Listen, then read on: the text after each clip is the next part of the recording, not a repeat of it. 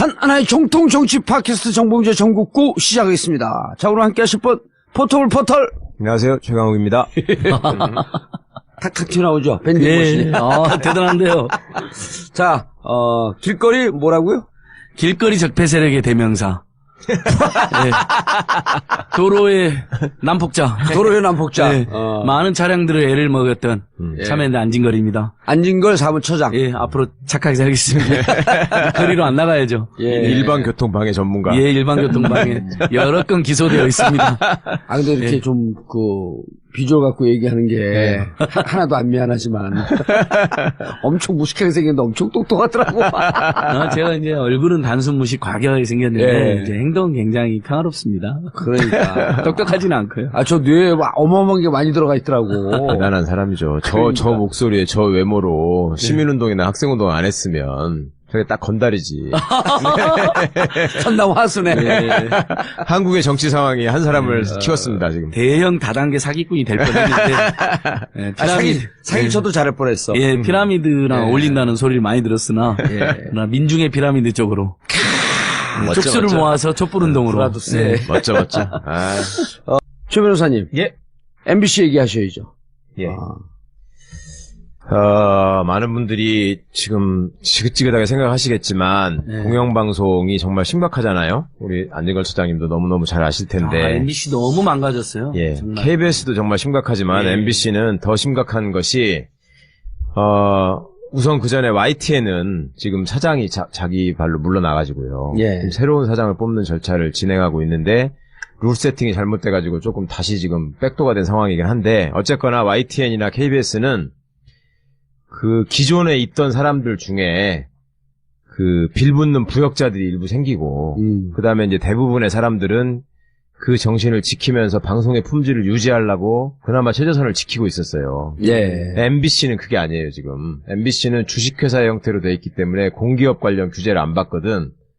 그리고 사람을 많이 그 추가로 뽑는 거는 경영진의 권한이다 이러면서 그 전에 방송사라는 게 다 공채 시험이잖아요. 예. 그래가지고 언론고시라는 말이 생긴 거 아니에요. 그리고 그 언론고시 중에 사실은 제일 선호하는 회사가 중에 하나가 MBC였는데 그 공채 기수들이 있고 다 그런데 그거를 파괴해버린 거야. 그리고 직역도 파괴해버린 거예요. 그래서 예를 들어 방송국에 누가 다닌다 그러면 이 사람은 PD다 기자다 이런 걸 알잖아요. 그거를 지금 없앴다는 거야. 공식적으로. 그게 무슨 얘기예요? 그게 왜 그러냐면 그 PD를 예. 자기들한테 마음에 안 들거나 뭐 이런 좀 저항하는 글을 올리거나 이러면 현업에 그러니까 방송 제작을 할 수 없는 이상한 뭐 예를 들어 뭐 스케이트장 관리하는 데로 보냈다. 주차 관리. 예, 뭐 이런 얘기 많이 나왔잖아요. 예. 그런 데로 보낸단 말이죠. 그러니까 그거를 가지고 부당 정보라고 주장하면서 가처분 신청을 해서 해당 사원들이 거의 100% 다 이겼어요.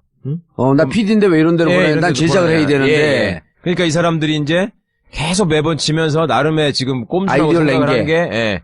그거를 원래 이제 판결문에 PD라고 해서 뽑아서 PD를 하는 사람을, 갑자기 이상한 데다 보낸 거는 근로조건을 파괴하는 거다. 그렇죠. 식당 주방장으로 보내면 안 되잖아. 예, 이렇게 이제 판결이 나오니까 그러면 아예 그걸 없애버리겠다. 이거는 그 직역을 없애가지고 아무나 할 수 있는 거다, 원래. 이런 식으로 이제 규정을 바꾼 거예요. 그러니까 별짓을 다 해. 사규를? 예. 그래가지고, 거기서 기자든. 기자도 없고 PD도 없고 너는 기자해 그럼 그날부터 기자예요? 네, 그렇죠. 너 취재 나가서 기사 써 그럼 기자가 되는 거야? 네. 그러니까 옛날에도 손석희 씨가 기자라고, 손석희 사장이 기자 출신이라고 알고 계시는 분들이 많은데. 아나운서죠. 원래는 아나운서잖아요. 예. 그러다 그 양반이 기자로 전직을 한 거잖아. 그런 분들은 일부 있어요. 예. 그렇지만 원래 이게 아나운서다, 기자다 이런 직업들이 있었다고. 처음 근데 뽑을 때 PD 몇 명, 기자 몇 명, 그렇죠. 그다음 행정직 몇 명, 아나운서 몇 명 이렇게 뽑았잖아요. 그렇죠. 예전에는. 그렇죠. 근데 그걸 다 없애고 어느 날 여기 총무과에서 장부 정리하던 사람을 너 내일부터 기자야 이러면 기자가 된다는 거야, 지금. 이 사람들 얘기는. 예. 그게 무슨 선진 방송 인력 조직이라는 거예요. 그렇다 보니 그다음 경비하던 사람들은 야, 너 그 얼굴 잘생겼다. 오늘부터 PD 해라. 뭐 아나운서 해야죠. 아나운서 해라. 그러니 이게 지금 내부적으로 이제 정말 심각한 상황이 와서 사실은 MBC가 사장과 임원진이 바뀐다고 해도 어떻게 언제 정상화될 수 있을까? 그러니까 이제 쉽게 말하면 우리가 지금 그 전에 기억하고 있던 MBC의 유명한 아나운서들이 지금 텔레비전을 켜면 한 명도 안 나옵니다. 거의. 예. 한 명도 안 나오는 셈이고 기자들은 더더욱 몰라요. 그러니까 MBC 뉴스의 품질이 저하돼가지고 사람들이 MBC 뉴스를 외면해서 시청률이 뭐 2%대까지 떨어졌는데 MBC 뉴스데스크는 전설적인 뉴스였어요. 그렇죠. 20%. 네. 그 KBS 9시 뉴스가 뉴스데스크를 시청률을 추월했다는 게 며칠간 탑뉴스가 될 정도로 그 유명한 저거였는데 지금은 시청률 2% 무슨 JTBC 뉴스 따라가는 거는 꿈도 못 꾸고 이런 상황이 됐는데 외부자들 시청률보다도 떨어져요. 예, 진짜 심각한 상황인데 아니 그러니까 이렇게 이해하면 되네. 예를 들어갖고 YTN 같은 경우는 기존의 시스템 그대로 놔두고 예. 사장만 바꿨기 때문에 정권 교체가 돼서 예. 너네 YTN 그렇게 보도하면 안 된다 그러면서 사장만 바뀌면 원점으로 돌아가. 그러니까 사장만이 아니라 그 임원진 안에 일부. 예, 예. 임원진 저기 간부들이나 이런 사람들 속관해야 될 사람들이 있긴 하지만 그러나 어쨌든 시스템 기자, PD 뭐 이런 네. 시스템 그대로 있기 때문에 복귀하는데 그렇죠. 한 길어봐야 1년 정도는 충분할 것 같아. 네네. 그런데 MBC 같은 경우는 IS 짓을 해놓은 거야. 뭐냐면 템스강 유역에 유적지를 다 박살을 내버린 거예요. 돌로, 그런 햄머로. 네. 그걸 어떻게 다시 복구시킵니까? 그 유적지를? 그러니까 기존의 시스템은 다 무너져 버리고 그러니까 이제 거기서 못 견딘 사람들은 또 떠나고 그리고 아주 유능한 사람들이 당연히 이제 그러니까 많이 떠나죠.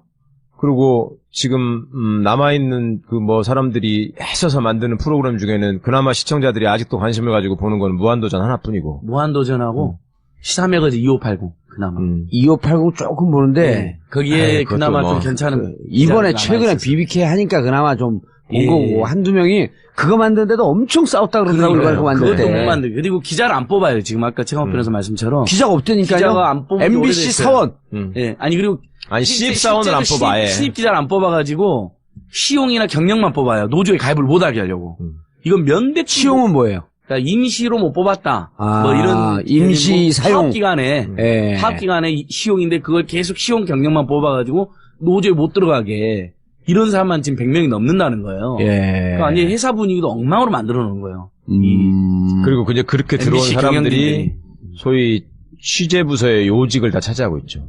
그러니까 왜 기자들 사이에서도 서로 예. 선호하는 자리가 있잖아요. 예를 들면 청와대 출입기자라거나 예. 국회 출입기자라거나 법조 아니, 출입기자. 그럼 그런 사람들이 기사를 제대로 써요? 그러니까 기사 품질이 예전보다 너무 떨어지니까 뉴스가 외면받고 이러는 거죠. 단순히 그냥 그 잘못된 시각의 문제가 아니라 예.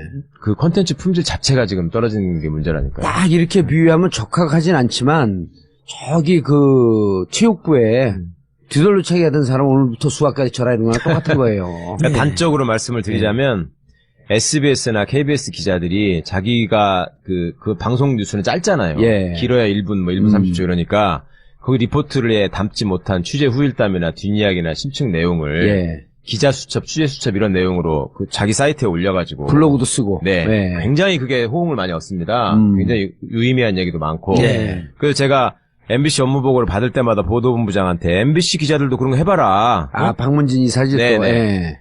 그랬더니 하겠다고 해놓고 못해요 결국. 그걸 쓸 수 있는 사람이 없는 거예요.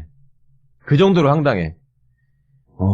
그러다 보니 지금 이제 그 내부에서 사회적으로 심각하네 진짜. 얼마나 많이 아시는지는 모르겠는데 지금 이제 기자들, PD들, 아나운서들이 잠깐만요. 가기 전에 그럼 질문. 네. 사장이나 임원진이 일부 바뀐다고 했고 MBC가 옛날에 그 정의롭고 예. 그 기사를 제대로 쓰던 이 MBC로 돌아가긴 지금 구조 자체가 완전히 무너졌다는 거 아니야? 그렇죠. 그리고 그분들이 현장을 떠난 지가 이미 오래됐기 때문에 벌써 9년이잖아요. 9년 됐네. 네. 그러니까 돌아와서 예전의 품질을 회복해서 예. 국민의 사랑을 받는 공영방송으로 거듭나려면 그리고 또 그 사이에 들어와있던 그 수백 명의 사람들을 뭐 어떻게 쫓아낼 거예요? 어떻게 할 거예요? 그 다시 또 같이 가야 될 거 아니에요?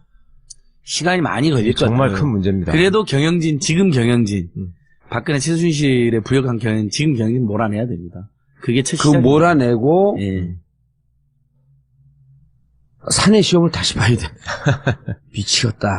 그러니까 그 유명했던 기자님, PD들이 제자리로 일단 돌아가서 보도하고 프로그램 만들게 하면서 이제 시작해야 되는 거지, 이 정상화를. 그런데 그런 내용을 담은 그 내부에 이런 그 네. 자기를 하소연하는 글들이 내부 통신망이 좀 돌고 그런다는 내부 거지. 구성원들이 이제 그 시민들에게 공영방송의 현실을 알리고 예. 또 회사 경영진들의 어떤 사퇴 내지는 각성을 촉구하는 글들을 올리고 있습니다. 그러니까 이제 또 징계를 하겠다고 또 날뛰고 있는 상황인데 그 중에 지금 굉장히 감명 깊게 그 여러분들이 읽으시고 또 공유도 되고 한 글이 있어서 이번에 한번 소개를 시켜드리고 싶어서 그러는데요. 한번 들어보시면 이게 어떤 현실에서 이런 글이 나오는지 마음으로 좀 함께 느껴주셨으면 좋겠습니다. 제가 한번 읽어보겠습니다.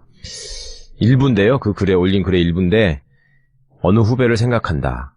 2009년인가 입사한 이 후배는 여느 기자들과 마찬가지로 사회부에서 일을 시작했다.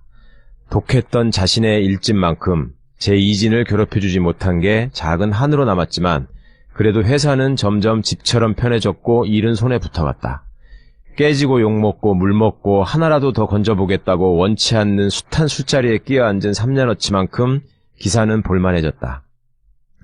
친한 취재원도 늘어나 가끔 자잘한 단독이나마 챙겨올 수 있었고 그런 날 퇴근하는 뒤통수에 선배 수고했어 한마디가 날아들면 복도에 서서 엘리베이터가 올라오길 기다리며 혼자 슬며시 웃었다. 후배의 생활은 2012년 여름부터 많이 달라졌다. 취재 수첩도 노트북도 필요하지 않은 날들이 시작됐다. 얼떨떨했지만 그땐 아무튼 이런 생활이 아주 길진 않을 거라고 생각했다. 기자로 입사했으니 다시 기자질을 하는 게 당연하다고 그냥 상식적으로 그렇다고 믿었던 것 같다. 하지만 긴 보도국 밖의 생활은 사실 그때부터가 시작이었다. 보도국 밖의. 예. 네, 쫓겨났어. 예. 기자가 보도국 밖에서 생활하는 거예요. 일정도 목표도 없는 회사와 계약했던 기자라는 직업과는 한참 먼 일상이 이어졌다. 성실한 성격이라 이것저것 배워보기로 하고 중국어랑 영상 편집을 한동안은 열심히 해봤다. 그러나 목적지가 없는 배는 금세 부유했다. 무엇보다 리포트가 너무 하고 싶었다. 그게 내 일이니까. 내가 배운 게 그것뿐이니까. 너무 일하고 싶어 뉴스를 보는 게 괴로웠다. 그렇게 5년. 30대 초반에 마이크를 빼앗긴 후배는 이제 30대 후반이 됐다. 돌이킬 수 없는 어려운 시간들이 쉽게 흘러갔다. 지난 겨울 후배가 문득 기자로 산 시간보다 그렇지 않은 시간이 더 많아졌어요. 라며 희미하게 웃었다. 그걸 세고 있었구나. 왜 세봤을까? 농담을 들은 것처럼 선배도 마주 웃었다. 후배의 세 번째 인사는 이번에도 어김없이 이유가 없었고 전격적이었다. 선배는 그 속에서 다시는 이자에게 기자를 시키지 않겠다는, 기자의 명줄을 잘라놓겠다는 사리를 느꼈다. 무더미 잡초를 베는 낯질의 무심함과 부지런함으로 70명 기자들의 생명이 시시때때로 댕겅댕겅 잘려 아무데나 던져졌다. 이런 참혹한 현실이 지금 언론사에서 대한민국에서 벌어졌다는 게. 그러니까 이 친구도 3년 하다가 잘린 거 아니에요? 그렇죠. 잘려갖고 네, 무슨 주차 관리한다든지 예, 예. 뭐 경비한다든지 그런 쪽으로 보내주고 벼랑은 느닷없이 기자한테 너 영상 편집 한번 해봐라. 네. 너 우리 중국어 사업인데 중국어 좀 해볼 티야? 기자니까 뭐든지 할 수 있어야 돼. 아니 MBC 사원이니까 뭐든지 시킨 대로 해야 그렇지. 돼. 그리고 이제 전천후 올라운드 가서 플레이어. 또 이것뿐만 아니라 협찬 따와라, 광고 따와라, 영업시키고. 이거 정말로. 예. 참 언론이 어떻게 해야 돼 그러면? 아니 이거 듣는 우리 청취자분들이 답답하고 이게 눈물이 핑돌잖아. 어떻게 하라는 거야 이거 그러면? MBC를 살려야죠. MBC를 살리는데 정권적 차원에서 뭘 안 하고 있는 거야? 정권이 또 언론을 또 가지고 좌지우지하는 게 또 어쩌네 하니까 하여튼 법과 원칙에 맞게 하면 되는 거니까요. 자유한국당이 지금 그러잖아. 그 MBC 사장과 KBS 사장 지키기 위한 무슨 투쟁위원회를 만들겠다 그런 거 아니에요? 예. 예. 그랬죠. 얼마나 자기들한테 부역했으면 스스로 고백을 하는 거죠. 아니 그리고 그 이채익 의원이라는 자가 그 YTN이랑 MBC랑 가가지고 무슨 예. 보도국장 정치부장 만나가지고 자기가 얘기를 들었는데 우리를 위해서 열심히 싸워달라고 끝까지 싸워달라고 걔들한테 부탁을 받고 왔다. 예. 이런 걸 얘기했어요. 공공연하게. 얘기했지. 예. 그러고 나서 또 취소한다 그러고 헛소리 했는데. 조작이라고 또 쓰고. 나 진짜. 참, 어쩌다가 정말 이렇게 된지 모르겠어요. 그러니까 우리 이용마 기자님만 지금 건강이 예. 악화되고 있는데 빨리 그 MBC 국민의폰으로 돌려줘야만이 우리 건강도 좋아지실 아니 거거든요. 이렇게 조금만 예. 얘기하면 뭐야 어떻게 해야 될지. 응? 이제 사실은 어떻게 해야 될지가 정해지려면 방송통신위원회도 빨리 세팅이 돼야 되고 예. 주무부서니까요. 예. 근데 방송통신위원회도 아직도 구성이 안 되고 있고 그러니까 빨리빨리 하여튼 좀 방송통신위원회 위원장은 누구예요? 아직도 그러니까 안 정해졌다니까요. 지금 그건 날 시켜줘 그런 거. 그러니까 방송인 정봉주를 시키면 되는데 그럼. 정봉주 관련된 자리는 다 비었어. 지금 법무부 장관 예. 법무부 출신이잖아. 법무 출신. 예. 이거 법무장관 다른 사람 하라 그러고 재미없는 거 말고 법무행정 전문가, 표적행정 전문가, 정봉주 네, 선생님. 방송통신 전문가 하나씩 있잖아. 네. 통신 아니, 전문가 앉은 걸. 제가 지난주에 그 일요일 날 누굴 만났더니 이제 그 PD 그다음 CP 방송인들 만났더니 야, 막 방송 잘한다고 자기들끼리 이제 날 데리고 가려고 쫙쫙 빨아요. 근데 한마디 했어. 다른 사람들 30년 축적된 노하우를 6개월 동안에 압축 성장했다. 6개월 해보니까 30년이더라.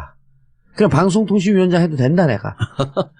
워낙 정봉재 정치쇼가 재밌고 떠가지고. 그거 가보셨어요, 거기? 아유, 세 번이나 가봤죠. 아우, 난 그냥 부끄러워서 못 앉아있겠더라고. 아니, 그 너- 30년 노하우로 습득한것까지는 좋은데. 네. 70억불의 사이. 네, 너무 민망한데 사람들이 좋아하고 난리가 나요. 글쎄 막. 말이야. 택시에서도 기사님이 깔깔깔 웃는 것도 봤어요, 제가. 앉은 걸 거기서도 엄청 까불었어요. 우리를 위해 아니요, 스폰서를 소개했습니다. 예. 우리를 위한 소중한 스폰서죠. 광고 듣고 오겠습니다. 얼마나 웃긴데 몰라요. 그 게스트들이 다 웃으니라고 웃음을 참으려 힘들어요. 아, 방송 이렇게도 할 수 있구나. 그러니까. 아니, 근데 이제 작은 권리 빨리 찾아줘요. 예. KT 김호준보다 더 재밌대요. 봉도사님. 확실히 제가 들었어요. 비교할 때 비교를 해야죠. 거긴 석양에 해. 나는 중천에 뜨네. 그렇군요. 왜냐면, 김어준은 지금 10년이 넘었어요, 방송 경력이. 10한 2, 3년 됐죠? 그렇죠. 옛날 CBS도 했어요. 그럼. CBS 저공비행부터 했어요, 저공비행. 그럼요. 예. 그거 오래 했으니까 이제 저만치 가 있고, 노하우도 많이 축적됐어. 예. 이제 우리 신성, 새내기. 30년 된 새내기. 봉도사님 최고입니다. 예, KT. 근데 왜 이 이게, 얘기를 해줘요. 이게 왜 예. KT에만 문제가 생겼어요? 왜냐하면 SKT하고 LG U+도 비싼 폰 파손이나 이제 네. 이렇게 수리가 발생할 때 비용이 많이 들까봐 네. 보험 서비스를 했는데 네. 부가세를 안 그 받았습니다. 사람들은. 보험이라고 생각하고 근데 KT는 부가 서비스라고 생각하고 부가세를 받은 거예요. 아하. 예, 예를 들면 우리가 예전에 부가 서비스 네. 하면 대표적인 게 통화 연결음 있었잖아요. 그렇죠. 컬러링. 또는 컬러링. 아니, 보험에 저게- 부가세 받은 거 말고 또 뭘 받은 거예요? 아니 부가 서비스라고 해석하고 부가세를 받아버렸다고요. 보험인데도 불구하고. 그래서 지금 돈을 찾아가고 있는 거? 그것을 네. 시민 소비자들이 이상하다고 문제 제기했고 그걸 최민희 의원님이 네. 2005년도에 국정감사에서 2015년도에. 2015년도에 국정감사에서 문제 제기를 한 거 이상하다. 그래서 금감원에서 이건 보험이니까 부가세를 받으면 안 된다. 네. 최종 유권에서 이게 나온 거죠. 예. 그래서 지금 올해 4월부터 KT 가입자 중에서 보험 서비스, 이 폰 보험 서비스 가입한 경험이 있는 1,000만 명 가까운 우리 국민들한테 988만. 예, 606억. 그렇죠. 진짜 그걸 돌려주고 있는데 예. KT가 홍보를 안 해가지고 현재는 딴 데로 옮겨 타셨더라도 예전 KT 때 그러면 가입하신 KT에 분들도 가입해서 폰 보험 서비스를 낸 적이 있는. 아무튼 기억이 안 나면 무조건 무조건 조회해도 돼요. 들어가고 네. KT 들어가서 이제 네. 와이드 9.net을 통해서 들어가든 KT 들어가든 해갖고 조회를 해보면 예. 그때 우리 막 방송할 때 35,000원까지 타간 사람이 있어요. 1인당? 그러면 예, 어떤 사람은 와. 575원인데 그것도 행복하다. 어쨌든 자기 권리를 찾은 거 아니야. 그렇죠, 그렇죠. 보험료 낸 기간이 기신 분이 많이 돌려받는 거죠. 자, 988만인데 아직도 800만 명 정도는 찾아가지 않고 있습니다. 예. 지금 방송 듣는 분들 다 해당돼요. 그래. 우리가 지난주에 한번 했는데 너무 안타까웠고 다시 하는 거예요, 이 얘기. 맞습니다. 예, 그리고 정치쇼에서 했는데 또 해야 돼요. 다시 해야 돼요. 전국구에서 해서 먼저 했대. 전국구에서도 했고 정치쇼 했고 또 전국구에서. 그렇죠. 또 해야 돼. 그래서 이 돈을 찾아가는 게 돈의 문제가 아니라 이렇게 왜곡되었던 우리들의 기본 권리. 호갱이었잖아요, 그동안에 우리가. 예. 정말 대표적인 호갱이 네, 통신, 통신에. 예. 정유, 그다음에 영화관 이런 데서 발생하죠. 예. 공통점이 재벌 3개사 내지 4개사가 모두 장악하고 있다는 공통점입니다. 그게 석유가 그렇고, 그 다음에 영화관이 그렇잖아요. 멀티플렉스. 예. 통신이 대표적으로 그렇습니다. 아하. 제조사도 마찬가지고, 예. 삼성 LG, 그 다음에 SK, KT, LG. 자, 이렇게. 통신에서 또 1,000만 명 정도가 예. 요금 20% 싸게 받을 수 있는 방법. 이거 잠깐 설명드릴, 야당 이제 미방 의원님들, 예전에 예. 우상호 의원님, 그리고 최민희 의원님, 서영교 의원님 등등 다 노력해가지고, 예. 이 제도가 단통법이 만들어질 때, 논란이 많았잖아요. 단통법이 지원금을 많이 못 주게 하는 법이니까. 그렇죠. 네. 그만큼 아껴서 마케팅비를 줄여서 통신요금 인하한다고 했는데, 이 통신요금도 인하 안 해서, 안 했고. 단지 통신 배부르는 법이 돼버렸는데, 예. 다만 그때, 지원금에 상응하는 선택 약정 할인이라고 이 제도가 생긴 거예요. 예. 그래서 선택이라는 말입니다. 지원금. 예. 흔히들 보조금이라고 말하는 거 보조금, 있잖아요. 예. 핸드폰 살 때, 개통할 때 받는.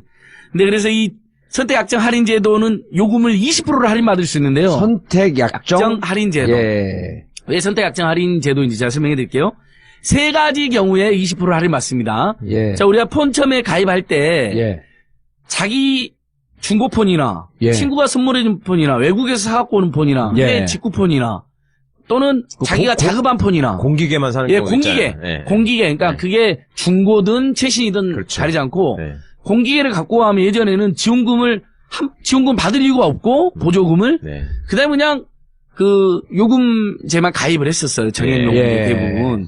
근데 우리가 가만히 보니까 단통법을 시행하면서 그럼 계속 폰을 자꾸 바꾸는 사람 있죠. 예, 저 같은 지원- 사람. 예. 최신 폰을 자꾸 바꾸는 사람만 혜택을 보는 거예요. 아. 보조금을 뭐 그렇죠, 그렇죠. 20만 원, 30만 원 계속 예. 발품 팔면 불법 보조금도 맞아, 받기도 그때 하고. 그 기사 좀 본 것 같아요. 예. 네. 그래서 자기 폰을 가지고 온 사람에게도 비슷한 혜택을 줘야 된다. 그렇죠. 지원금을 대신하여 지원금에 상응하여 선택 약정. 아. 예. 이렇게 되는 거죠. 예. 그다음 두 번째 케이스는 그럼 자기 폰이 아닌 사람 어떻게 되느냐.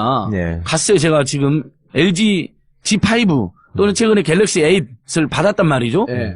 근데 이 경우에도 선택할 수 있게 해준 거예요. 우리가 선택지를 넓혀준 거죠. 그전에는 무조건 보조금 받고. 받았다는 게 뭐, 새 기계를 산 거예요? 세기계를 이제 산 거잖아요. 예. 대리점에서 개통하잖아요. 대부분 대리점 판매점에서. 우리가 이제 자급제가 가능하긴 하지만 대부분은 대리점 가서 개통을 하지. 판매점 개통하니까 세기계를 샀는데 그 경우에도 지원금을 받을 수도 있고 가만히 보니까 지원금을 너무 안 주잖아요. 지금 통신 3사가. 예. 아이고 이 뒷골이 많은 지원금을 받느니 계산을 해보니까 할인이 20%를 오히려 20% 할인을 받는 게 선택하는 게 더 이득이다. 그럼 그걸 선택할 수 있게 해준 겁니다. 네. 예. 이게 두 번째 케이스예요. 그러니까 여기까지는 많이 알려져 있어요. 예. 왜냐하면 가입하러 갈 때 판매점 대리점에서 안내해주거든요. 예, 예. 그래도 지원금을 받을래 선택 약정 할인을 받을래. 통신사는 선택 약정 할인은 싫어해요. 기본적으로. 왜냐하면 지속적으로 예, 할인해 주니까. 지원금은 일시적으로 주는 거지만 선택 약정 할인은 지속적으로 할인이 그렇죠. 되는 거고. 평생 할인해 줘요? 따지고 이제 약정을 할 때마다 할인해 주는 거죠. 24개월 지나면 또 약정을 이렇게 하는 건데 예. 따지고 보면 지원금이 너무 적기 때문에 아하. 선택 약정 할인이 유리한 겁니다. 예. 그래서 최근에 최신폰 가입자들 70% 정도가 이제 우리 국민들이 얼마나 똑똑히 적었고. 가계통신비라든지 생활비가 부담이면 70% 정도가 선택 약정 할인을 선택하셨어요. 예. 지원금 안 받는 거예요.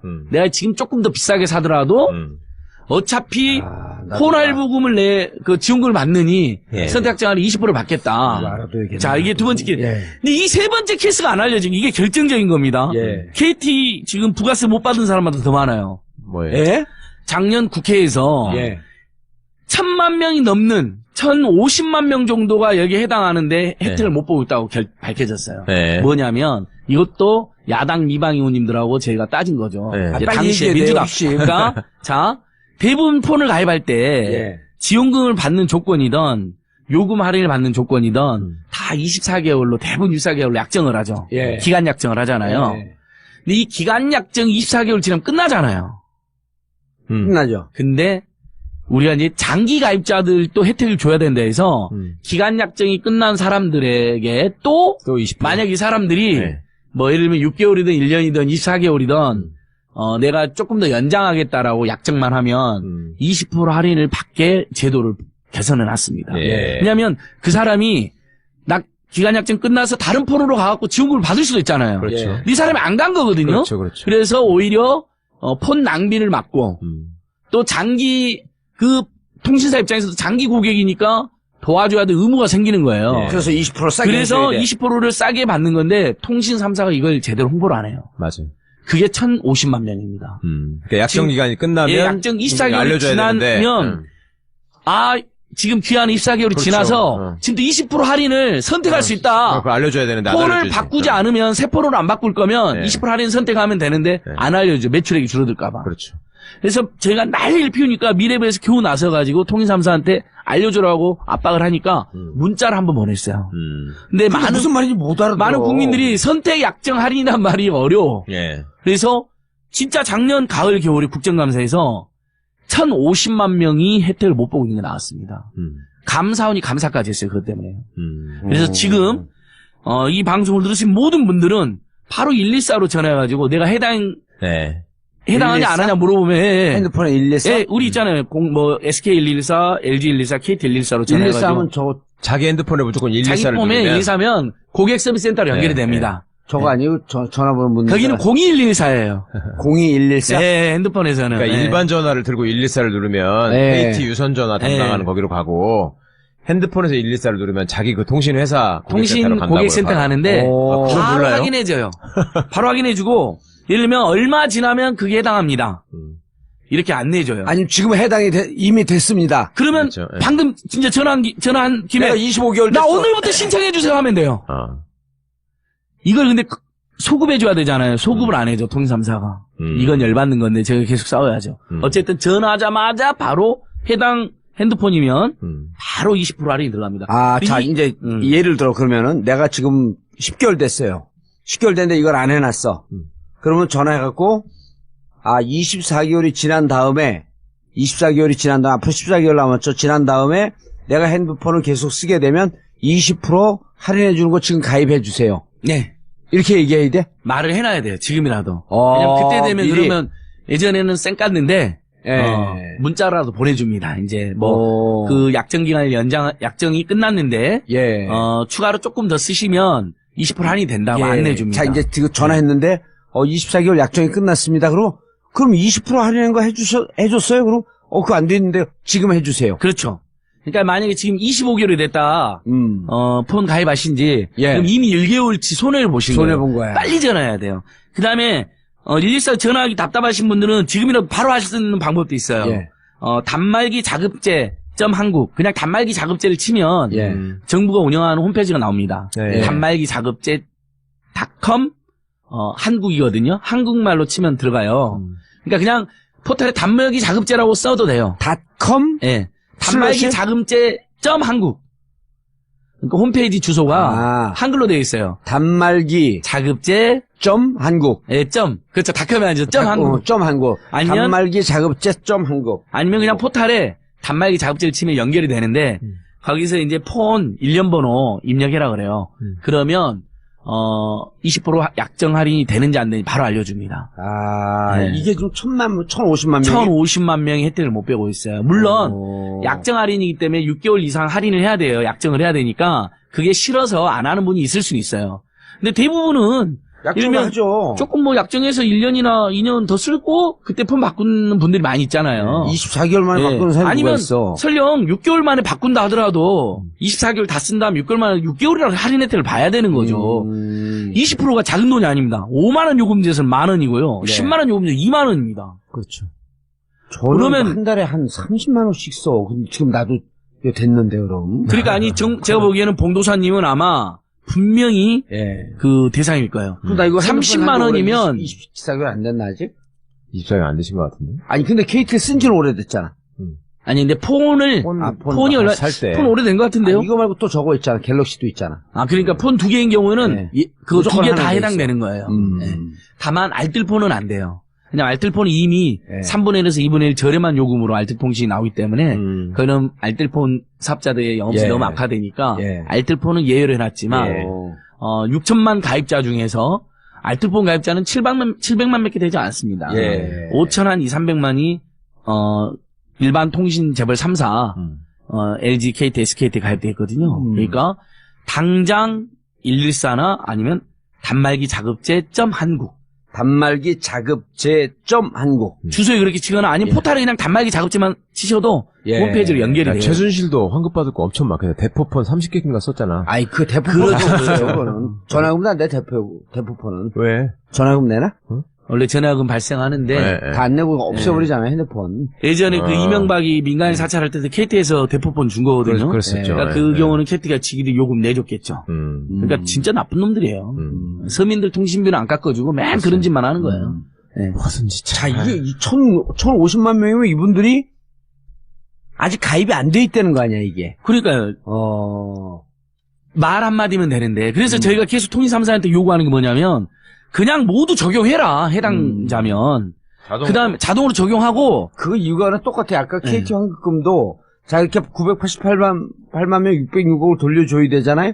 자기들 눈탱이 친 돈 아니야. 네. 그럼 그 번호 다 있잖아요. 기록이. 그렇죠. 엑셀로 다 돼 있잖아. 네. 그냥 돌려주면 되는 거야. 맞습니다. 계산해갖고. 네. 이걸 신청한 사람한테만 돌려줘. 그러니까. 그게 계속 우리가 또 이번에 방송 나가면서 따졌거든요. 네. 의원 통해서 따졌더니 연말까지 해보고 연말에 일괄적으로 지급할 수 있도록 연구해 보겠습니다. 지급하겠습니다도 아니고. 연구 배우고 있습니다. 아유, 치사한 놈들. 예. 국민을 그렇게 속여놨으면 광화문 광장에 석고대제도 모자랄 판에. 이번에 그 작은 권리 찾기. 예.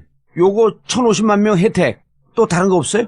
가져온 거 없어 이제? 이제 돈 그다음에 되는 것좀 가져와. 그러니까 그다음에 이제 모든 통신 요금에 11,000원씩 기본 요금이 지금 깃들어 있거든요. 예. 표준 요금제는 기본 요금 플러스 통화량으로 우리가 요금 내는 거 알지만 예. 정액 요금제는 기본 요금이 없다고 오해하는 분들이 있는데 맞아. 정액 요금제도 다 자, 예전에 제일 많이 가입된 정액 요금제가 5사 요금제입니다.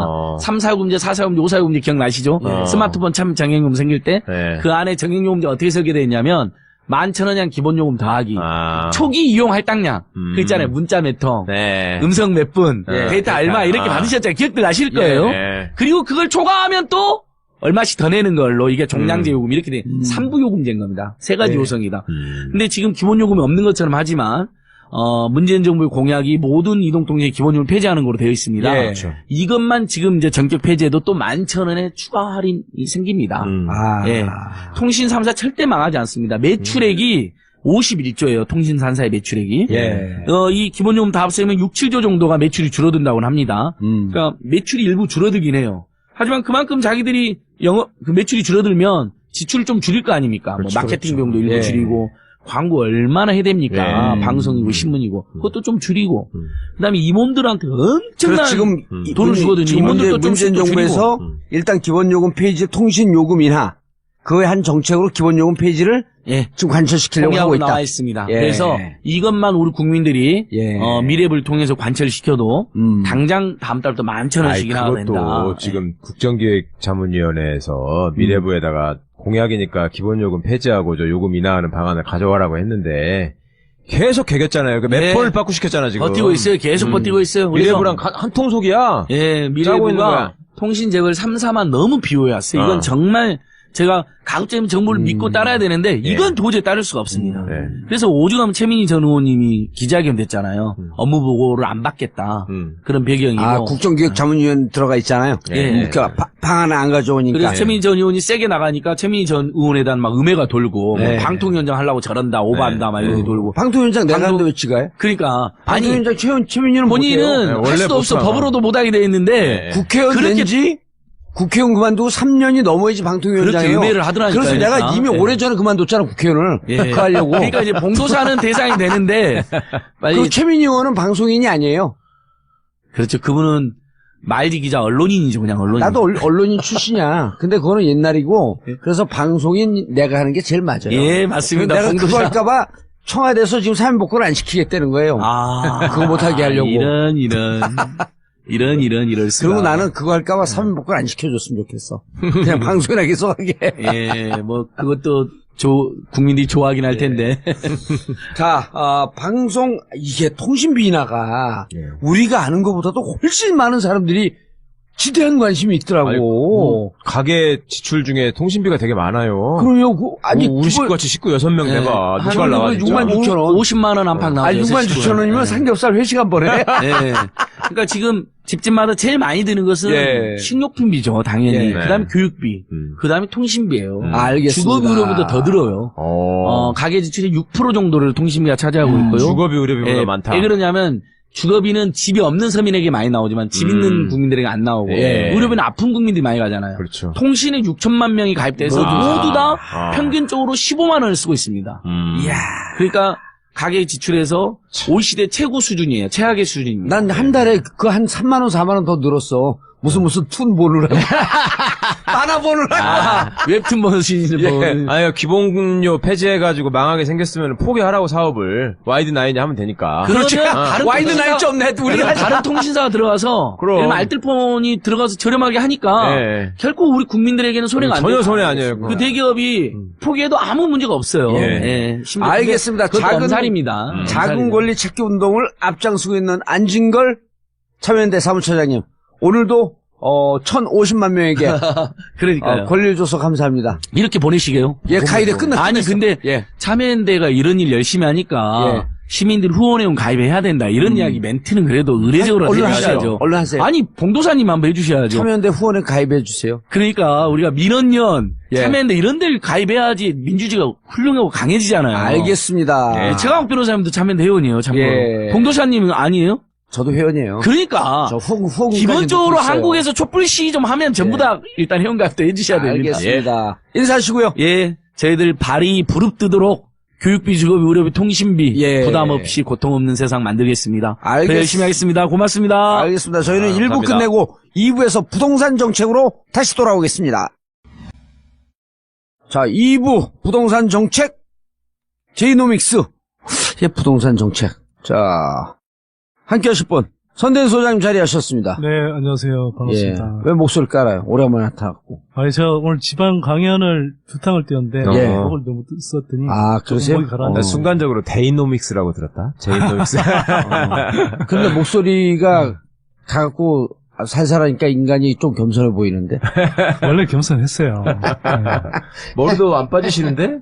난것 같아. 아니, 많이 아니요, 빠졌어요. 뭐, 비슷해요. 현상 유지하고 있습니다. 많이 안 네. 빠진 것 같아. 네.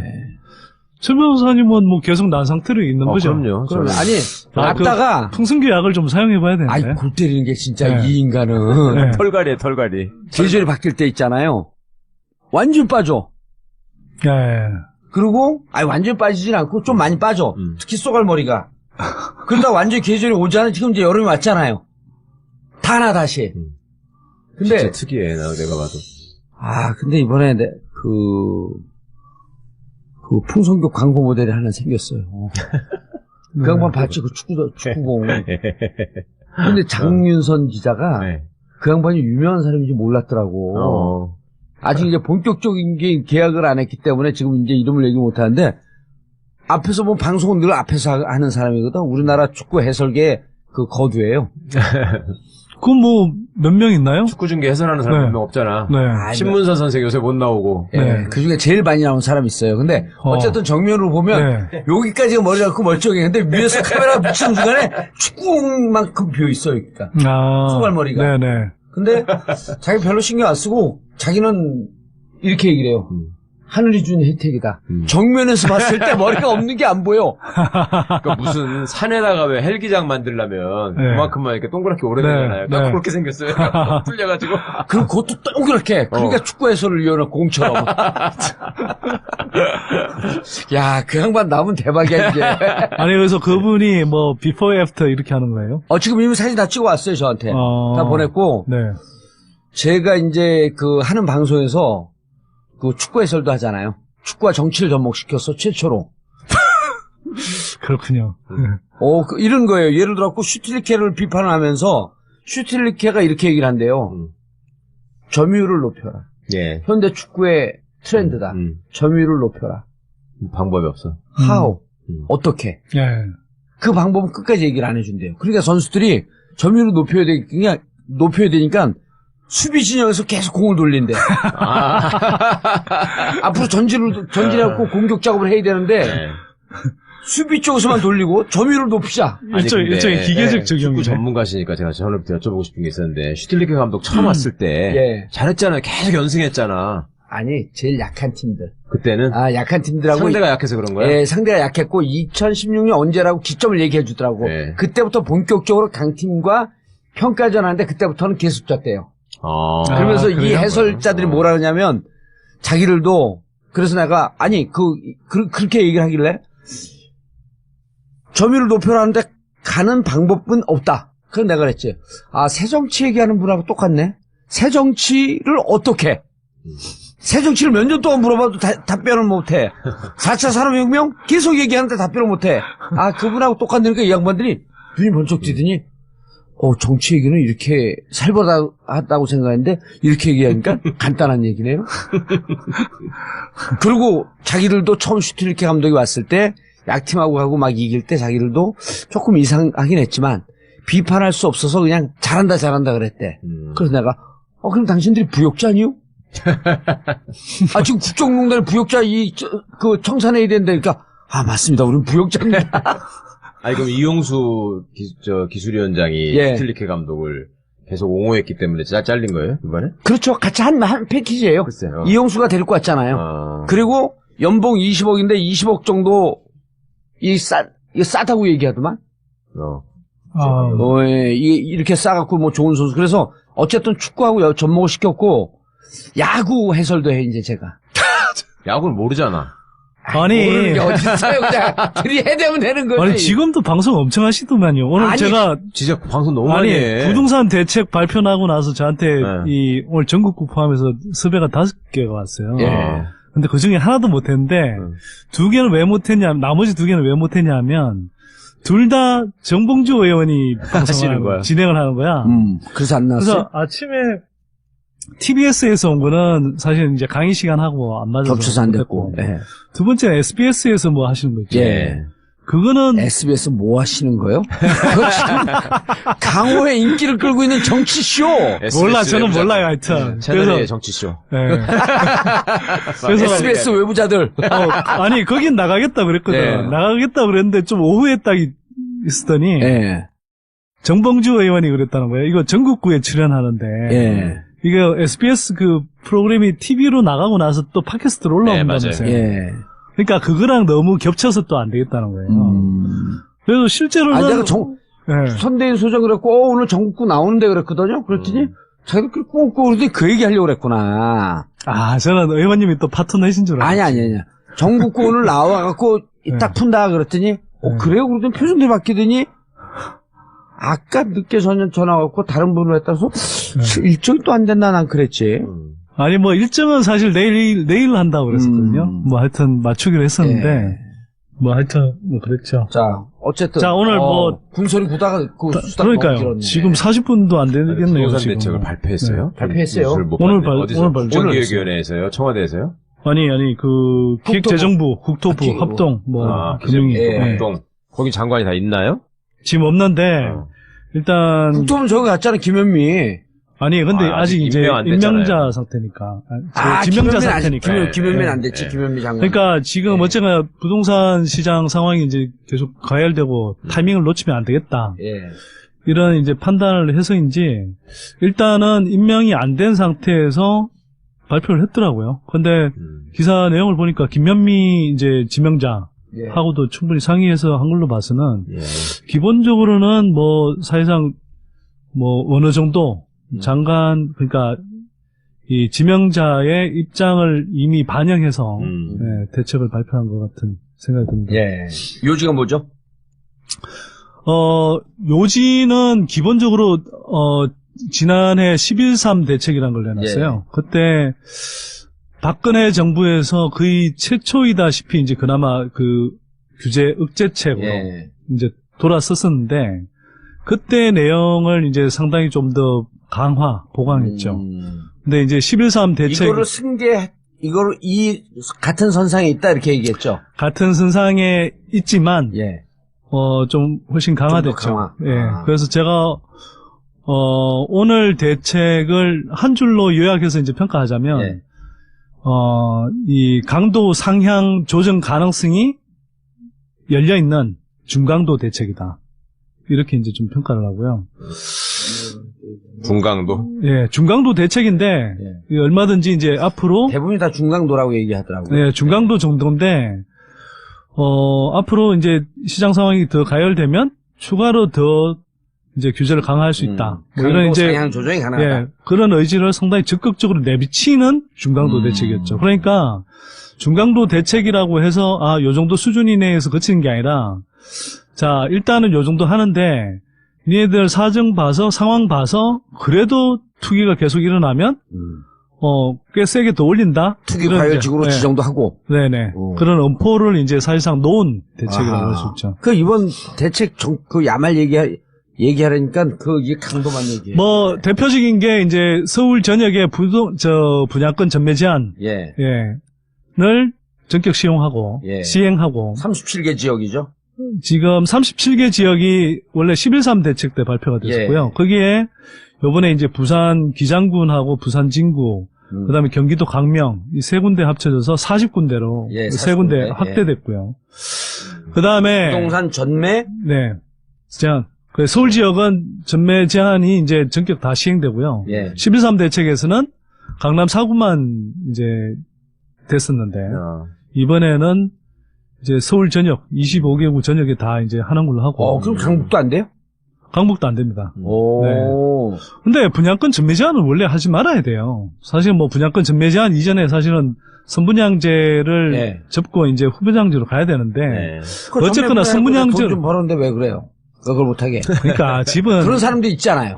그러니까 집은 사는 곳이 돼야지. 그렇죠. 사는 것이 되면 안 되잖아요. 그런데 이거는 그나마 기존 주택은 사고파 실체가 있는 걸 하는데, 분양권은 아예 그냥 이른바 증권 정서 같은 것들을 사실 사고 파는 것처럼 해서 유동화를 너무 시켜버리는 거예요. 분양권을 딱 받은 다음에 입주하기 전에 다시 되파는 것. 예. 그래서 이제 그런 부분을 이제 차단한 게 중요하고요. 그 다음에 주택 대출 규제를 이제 이 40개 지역에 대해서는 상당히 강화했습니다. 그러니까 최경환 전 부총리 들어서면서 주택 대출 규제를 확 풀어버렸잖아요. 예. 그때 완화했던 게 LTV라는 거는 이제 집값 대비 그 이제 대출액의 비율. 예를 들어서 집값이 10억이면 예. 그때 60%인 6억까지 대출이 가능하도록 예. 돼 있었는데 그걸 70%로 올렸죠. 7억을 올렸죠. 최경환 네네. 그 네. 초유노믹스 때. 네네. 7억을 올렸던 걸 다시 이제는 다시 60%로. 6억으로 네. 60%로 낮춘다. 그 다음에 LTV? 네, DTI라는 것은 예. 이제 소득 대비해서 부채 원리금 상환 비율이거든요. 예를 들어서 내가 연봉 5천만 원을 번다. 예. 그러면 그 중에 원리금으로 3천만 원을 이제 쓰고 있다. 예. 그럼 DTI 비율은 60%가 되는 거죠. 60%인데 그렇게 예를 들면 잘 이해가 안 돼요. 그러니까 나처럼 예를 들어갖고 내가 한 달에 10억을 네. 번다. 네, 한 달에 10억. 자, 기죽지 말고 계속 얘기하세요. 아 정말 재수 없다. 예를 들어 놓고 선대인이 재수 없으니까 재수 좋다. 자, 그럼 그 좀 기죽으면 1억. 그렇죠. 뭐 한 1억으로 잡으면 1억은 좀 쪽팔리니까 5억. 자, 1억으로 잡으면 이제 최경환 부총리는 예. 이게 5천만 원까지 이제 부채를 DTI. 갚는데 써도 된다 이렇게 했었는데 그걸 6천만 원까지 상향 조정했었는데 그걸 다시 이번에 40개 지구에 한해서는 다시 50%로 줄인 거죠. 이게 연으로 따져줘요? 월로 따져줘요? 연. 네. 그럼 연으로 따지면은 네. 100억으로 다시 올려야 되는데. 자, 승계하고요. 재수 없으니까. 그래서 연 10억일 경우에 네. LTV가 DTI가 LTV가 이제 7억에서 6억. 자, 그럼 됐고 네. DTI 그러니까 자기 소득 중에서 네. 하던 게 원리금과 뭐 이자 등등으로 낼 수 있는 것을 네. 그 전에는 몇 프로였었어요? 60%였죠. 네, 60%였던 걸 50%로. 그러니까 연 10억을 번다 치면 네. 6억까지는 갚을 수 있었는데 이제는 5억만 갚게. 그러니까 돈 네네. 많이 못 빌리게 한다는 거 아니에요? 상대적으로 이제 줄인 거죠. 예. 네. 그래서 뭐 이 최 비율 변호사도 예를 들어봐야 100억 아니야, 연. 저요? 예. 부채가 100억. 변호사 10명 합해갖고. 그런 정도의 규모로 아니, 지금 변호사 설명했어요. 10명 합해서. 이게 LTV는 70%에서 60%로 낮췄고, 네. 그 다음에 DTI는 60에서 50으로 낮췄다. 네네. 아하. 근데 돈 쓰지 말라. 정부이 그런 게 아니고요. 예. 이제 이 40개 40개 지역에 대해서만. 예, 조정 대상 지구들에 하는 건데 일단 기본적으로 서울은 다 들어가잖아요. 서울은 다 들어가요? 서울은 25개구가 다 들어가니까. 그러니까 이제 그렇게 되고 궁금한 또, 점. 네. 내가 서울에 주소지를 갖고 있어요. 네. 아파트는 경기도를 살라 그래. 그 경기도에도 해당되는 지역들은 이제 포함이 되는 거죠. 네. 근데 경기도는 해당되는 지역이 없잖아요. 아니 뭐 경기도 강명도 있고 그 전에 지어진 과천 뭐 이런 지역도 있고 전매 여러 군데가 금지 있죠. 지역이었던데. 네, 네. 아하. 그럼 그 지역 아닌 데는 원래대로 70% 60%를 유지하고. 네. 그런데 이제 지방의 경우에도 요번에는 원래는 이 DTI 규제는 원래는 서울 수도권에만 적용이 되는 거였어요. 예. 이번에는 부산 포함해서 이제 이 조정 대상 지구에 부산이나 세종이나 뭐 이런 그 지역들이 있는 거잖아요. 예. 그러면 이런 지역에도 사실은 이제 DTI 규제가 적용이 되게 된 거죠. 조정 대상 지역의 하나이긴 하지만. 그 다음에 또 하나가 이제 이 청약시장에서 예. 지금까지 청약시장에서는 집단 대출이라는 걸 해줬어요. 그러니까 왜 분양시장이 부글부글 끓었냐 하면 분양권 전매 제한도 완화해주고 그 다음에 청약통장 규제를 완화해서 이게 청약이 쉽게 되도록 해주고 당첨이 쉽게 되도록 해주고 예. 한번 당첨되고 나서도 계속 거푸 당첨될 수 있도록 해줬거든요. 그러니까 한 사람이 여러 개를 한 번 당첨되고 나서 이거 팔아넘기고 또 당첨받고 네, 네. 또 팔아넘기고 이런 식으로 이렇게 부동산 할수 있어요. 투기의 가능성을 열어놨던 거네. 투기 열어놓은 하라는 정도의 거지. 투기 조장을 했던 거예요. 네. 쉽게 말하면 투기판을 만들었었던 거예요. 그래서 이제 그런 것들을 이제 조금씩 조여가는 이제 단계의 정책들을 쓰고 있는 건데 이제 그러면서 요번에 한 건 뭐냐 하면 이제 이른바 그 집단 대출이라는 걸 해줬잖아요. 예. 그러니까 이게 이제 이렇게 투기판을 만들어놔도 그 자금줄이 없으면 안 되잖아요. 근데 그게 이제 다 집단 대출이라는 걸 받으니까 집단 대출은 뭐냐 하면 보통 집사하면은 개별적으로 대출을 받는데 예. 어떤 이제 대규모 분양단지 같다면 거기에 계약금은 당신이 내고 중도금은 우리가 그렇죠. 분양을 그 네. 대출 받았고 주겠다. 예, 건설사들이 보증을 쓰고 그다음에 이제 이른바 주택금융공사 같은 데서 예. 신용 보강을 해줘서 되게 낮게 해주는 대신 거기에 분양을 신청한 사람들이 집단적으로 대출을 받을 수 개인 있게. 소득 심사 없이 그렇게 아. 대출을 받을 수 있었어요. 그러니까 이게 그리고 소득 분양 광고 할 때 이러잖아요. 네. 계약금만 넣으시면 그렇죠, 그렇죠. 중도금, 잔금, 대출 가능. 네. 이렇게 네. 광고를 내잖아요. 네, 그래서 소득 심사 없이 자기 소득을 입증할 바 그러니까 없이. 소득이 없는 사람도 그냥 막 급도 없이 뛰어들어도 사실 지금의 가야된 계약 조건이 분위기에서는 없고. 그냥 뭐 프리미엄 붙여서 팔 수 있도록 얼마든지 해줬던 거죠. 그게 투기판이었다니까요. 그래서 그랬던 것을 이번에는 이제 이 잔금 대출에도 이제 올해 1월부터 이제 소득 심사, 개별 소득 심사도 하기 시작했고, 그 다음에 이번에 이제 적용한 거는 지금까지는 이제 집값 대비 LTV 규제는 70%로 적용했는데 이번에 이제 적용한 건 뭐냐면 LTV뿐만 아니라 DTI 규제도 집단 대출에도 적용한다. 그럼 개인 심사를 다 하겠다는 거죠. 개인 소득 심사를. 개인 심사, 소득 심사를 하겠다는 거죠. 그리고 할 뿐만 아니라 해서 이걸 비율을 아까 이야기했던 그 LTV 60, DTI 50으로 50. 줄여놨잖아요. 예. 그 수준으로 맞춰서 이제 하겠다는 겁니다. 그러니까 집단 네. 대출 부동산 아파트 시장을 활성화시키기 위해서 네. 분양을 해줄 때는 개인 심사를 하지 않으면서 집단 대출이라고 하는 우산 속에 숨어서 네. 그렇게 투기붐을 조장하던 것을 네. 이제는 못하게 상대적으로 어렵게 만들어요. 상대적으로 어렵게. 네. 그러면 이명박 전으로 돌아간 거예요? 이번 아닙니다. 조치가? 자, 그렇게 못한 그러면 거예요? 네. 사실 뭐 이야기가 조금 남아있는데, 뭐 말씀 나왔으니까 이제 돌아가면, 이건 사실은 박근혜 정부 부동산 정책 가운데서도 최경환 정부 총리 들어서고 나서의 정책은 어느 정도 흐름을 짚어야 되는 거예요. 제대로 이해하려면. 그래서 간단하게 말씀드리면, 최경환 정부 총리가 들어선 게 2014년 8월이잖아요. 그때부터 최경환 부총리가 처음에 한 게 뭐냐, 8월에 LTV, DTI 주택대출 규제를 아까 이야기한 완화하겠다. 완화해버렸죠. 그 다음에 그해 9월 1일 날, 지금 이야기했던 분양시장의 청약 규제를 대폭 다 풀어버립니다. 그렇죠. 그 다음에 10월에는 뭘 하냐, 재건축 허용 연한 완화를 해서. 예, 뭐 35년짜리를 30년으로 낮춘다든지. 그렇죠. 그렇게 해서 예. 뭐 강남구뿐만 아니라 노원구, 그 다음에 목동 뭐 이런 쪽에. 그러니까 이른바 동네 아파트 얼마 엄청 올랐어요. 그때 갖고. 그러니까 이른바 저 투자 대상 또는 투기 대상이 될 수 있는 재건축 대상 수를 확 넓혀준 거예요. 그래서 투기판을 만든 거죠. 그리고 그해 연말에 예. 새누리당 주도로 해서 이른바 부동산 3법이라는 걸 통과시킵니다. 맞아요. 그 3법은 뭐냐? 분양가 상한제 탄력 적용이라고 하는데 사실상 분양가 상한제를 무력화시키는 거예요. 예. 그다음에 재건축 조합은 지위 양도를 허용해주고. 그러니까, 양도를. 네, 그러니까 재건축 조합은 자기가 지위를 갖고 있는데 이걸 조합은 그걸 물량을 받을 수 팔 수 있도록 해준 예. 거예요. 그러니까 재건축 시장에도 투기를 할 수 있도록 만드는 거죠. 그거는 아까 전매보다도 더 초동 단계 아니에요.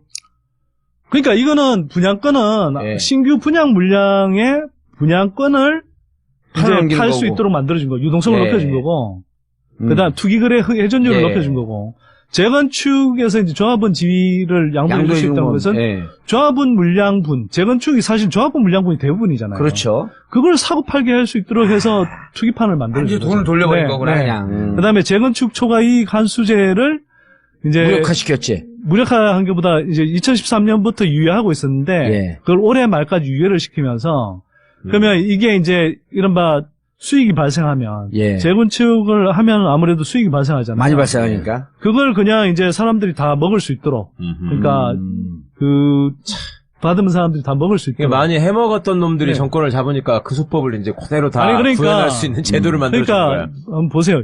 2014년 뭐 박근혜 정부 1기와 2기로 나눌 수 있는데 예. 2014년 8월을 기점으로 해서 예. 1기 때까지만 해도 그래도 조심조심 했었지. 예, 그래도 이해할 수 있는 수준의 부양책. 예.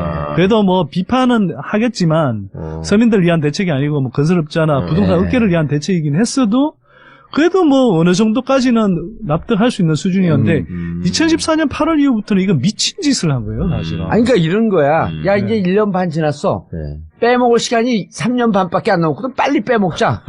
그 최경환 초이노믹스는 그거예요. 네. 이제 국가에서 빼먹을 시간이 1년 반밖에 안 남고 우리의 시한은 유한하다. 네. 3년 6개월 남았으니까 목숨 걸고 빼먹자 하는 게 초이노믹스의 핵심이에요. 핵심인데 이제 그게 부동산이 그 기폭제였던 거죠. 예. 박근혜 정부는 경제 성적표가 진짜 초라한데 그나마 이제 성적표를 좋게 만들 수 있는 게 부동산이었어요. 그러니까 실제로 지난해나 올해 뭐 1분기까지도 그 경제 성장률의 한 절반 정도는 건설 투자에서 나온 거예요. 건설 투자라는 게 이런 아파트 분양해서 건물 짓잖아요. 예. 거기에서 한 절반 정도가 나온 거예요. 그러니까 사실은 그게 없었으면 진짜 경제가 개판이었던 거죠. 아니, 근데 그게 해도 네. 대기업 쪽에서만 돌지 그게 무슨 일자리 만드는 성장도 아니잖아요. 아니 그러니까 근데 그 결과를 잘 보시면 예. 그래서 2014년 8월부터 확 풀었잖아요. 예. 푼 결과 이제 결국은 이거죠. 자, 주택 대출 규제 완화해줬다. 저금리다.